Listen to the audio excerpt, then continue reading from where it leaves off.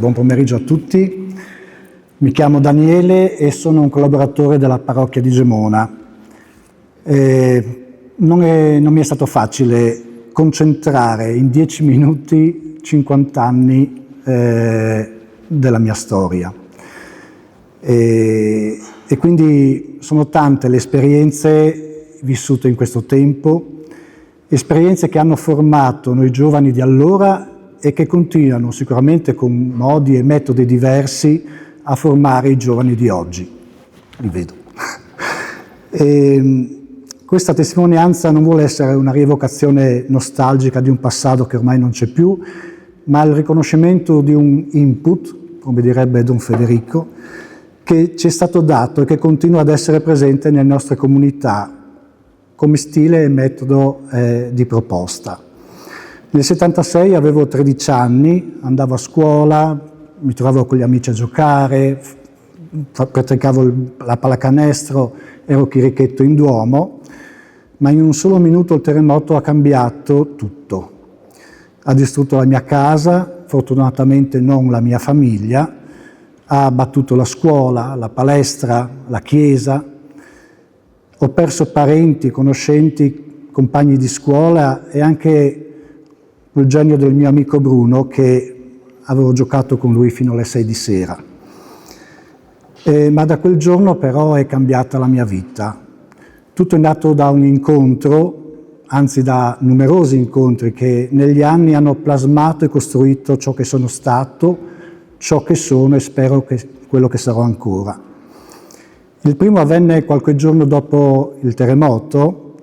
Don Tarcisio Puntel, che era cappellano a Gemona in quel periodo, passando a trovarci tra le tende, ci presentò un sacerdote che era il responsabile di un gruppo di giovani adulti venuti per darci una mano, soprattutto per stare vicino a noi ragazzi. Quel sacerdote era Don Fernando Tagliabue, del Movimento di Comunione e Liberazione, arrivato dalla Lombardia con un mandato ben preciso dal fondatore Don Luigi Giussani. Non andate in Friuli per fare qualcosa, ma per essere una presenza. La carità non è un'elemosina, è la condivisione del senso della vita. Ed è esattamente ciò che fecero. I tanti volontari di CL nel campo di Taboga per tutta l'estate, scegliendo di abitare là ogni giorno nella realtà terremotata, vivendo tra la gente, condividendo la tendopoli e le difficoltà che c'erano. Sotto il grande tendone allestito per vivere un'esperienza di comunione, condivisero e testimoniarono il Vangelo con gioia e semplicità. Attraverso il gioco, l'animazione, i canti, la preghiera, ci aiutarono non solo a distoglierci dal dramma, ma a far maturare in noi una fede che non fosse il frutto di una lezione teorica, bensì di un avvenimento da vivere insieme nell'amicizia. Anche dopo la scossa di settembre, quando molti gemonesi si spostarono nelle località balneari, la presenza dei volontari fu fondamentale, sia per chi era rimasto a Gemona, ma anche a Lignano, dove mi ero spostato io con i miei, dove garantirono l'animazione e il doposcuola.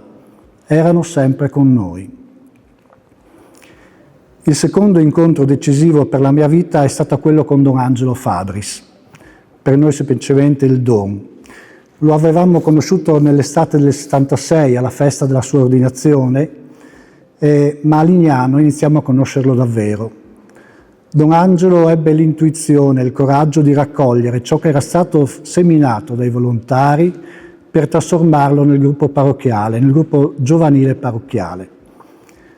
Ci ha preso per mano facendoci scoprire la bellezza di una relazione personale con Gesù e l'importanza di creare una comunità viva e impegnata.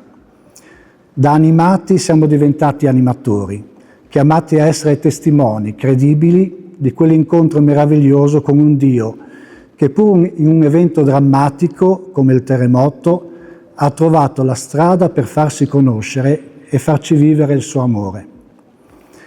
Mi verrebbe spontaneo fare un elenco delle tante attività che abbiamo fatto in questi tanti anni, anche con Sor Daniela. sarebbe una cosa molto lunga, però ve ne racconto due che sono legate insieme e una terza che secondo me è stata veramente per i tempi una intuizione eccezionale. Tutto ebbe inizio nell'estate del 77, quando sotto il sole di Giaveno, nel seminario di Giaveno, facemmo l'esperienza di 2 campi estivi organizzati dalla diocesi di Torino, con cui la nostra parrocchia era gemellata. Questa esperienza accese una scintilla in Don Angelo e in noi allora piccoli animatori, e nacque il desiderio profondo di trovare un luogo nostro, vicino a Gemona, dove poter rivivere quell'avventura con maggior frequenza. E fu così che nell'estate del 78, nella vecchia canonica di Osais, un incantevole paesino della Val Pesarina, prese vita un'esperienza indelebile. Grazie al sostegno della diocesi di Torino, quella casa divenne per 30 anni il cuore pulsante di centinaia di giovani e bambini. A Osais gli agi non erano molti, ma in questo contesto abbiamo scoperto la bellezza dell'essenziale. Il distacco dalle comodità quotidiane ci ha permesso di scoprire la bellezza di ciò che ci stava attorno e di vedere Dio nell'altro. Osais è diventato occasione per scoprire la gioia del servizio gratuito, apparecchiare, lavare i piatti, pulire camere, bagni.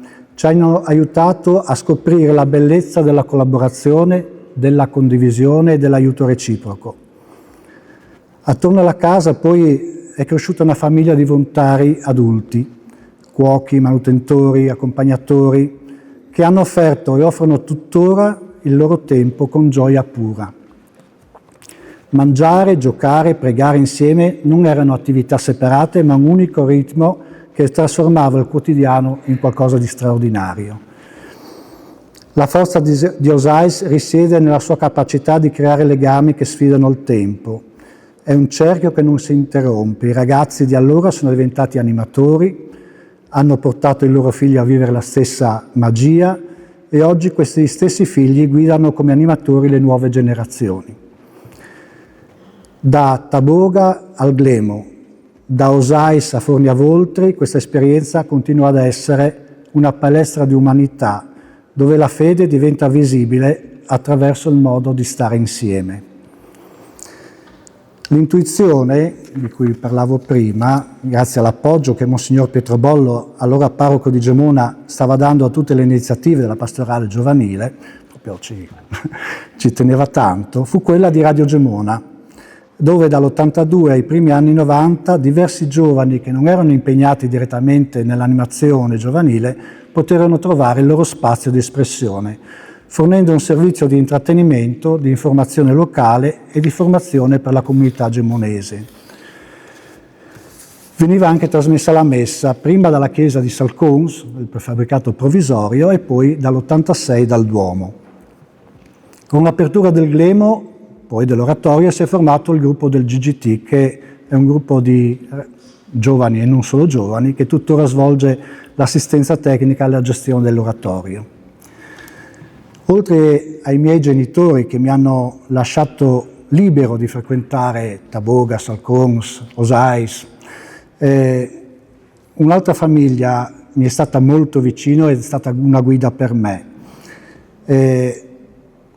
Angelo e Franca sono stati per me, mi hanno insegnato, mi hanno accompagnato, ma non solo a me, ci hanno aiutati a crescere insegnandoci a vivere la vita come dono, capaci di rialzarsi sempre malgrado le difficoltà. Loro avevano perso il figlio più grande col terremoto, hanno perso un figlio piccolo da pochi mesi nato dopo il terremoto e quindi hanno avuto la forza sempre di rialzarsi, anche adottando una bambina. Vado avanti.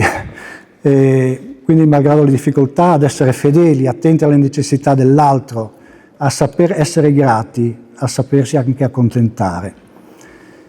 Il loro essere presenti come famiglia ha fatto sì che anch'io, con la mia, ne seguissi l'esempio. A Don Angelo sono succeduti poi diversi sacerdoti, chiedo scusa se non li numino, che hanno creduto nell'input iniziale e hanno continuato a camminare con noi aggiungendo sempre qualcosa di prezioso. Prima in Salcons e poi al Glemo con loro abbiamo realizzato musical, recital, organizzato centri estivi, una fucina di giovani animatori.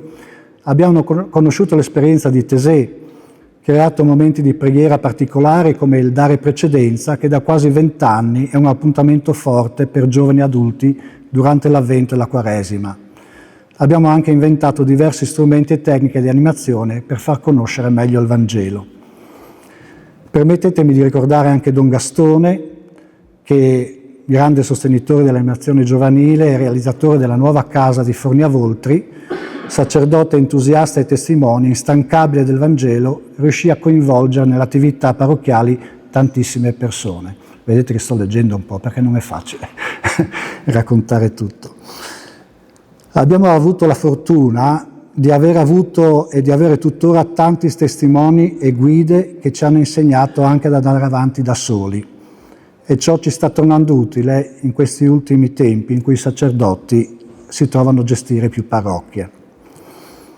Vorrei concludere con una frase scritta da Don Angelo sul bollettino parrocchiale del 77, che abbiamo anche ricordato 10 anni fa, nel 40° anniversario del terremoto, quando la nostra parrocchia ha voluto ricordare e ringraziare con un incontro la presenza della Chiesa nel post-terremoto con le centinaia di volontari intervenuti in tutto il Friuli e in particolar modo a Gemona. Ricordo i volontari di Comunione e Liberazione, i volontari della Diocesi di Torino, i gruppi scout, le suore francescane e la Caritas.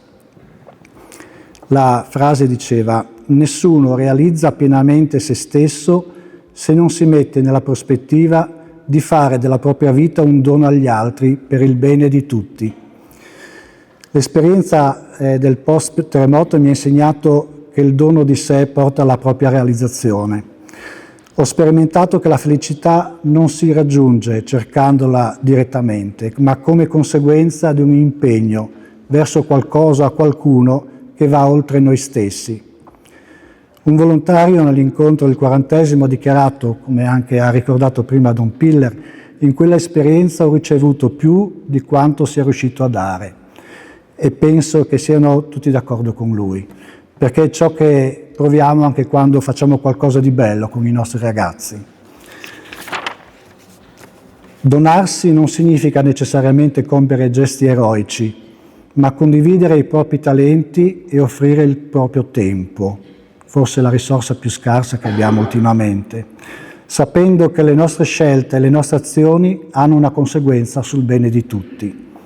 C'è un'ultima cosa fondamentale: per fare della propria vita un dono bisogna prendersene cura. Coltivare se stessi serve a rendere quel dono ancora più prezioso per gli altri. Ama il prossimo tuo come te stesso. Grazie a tutti gli incontri della mia vita.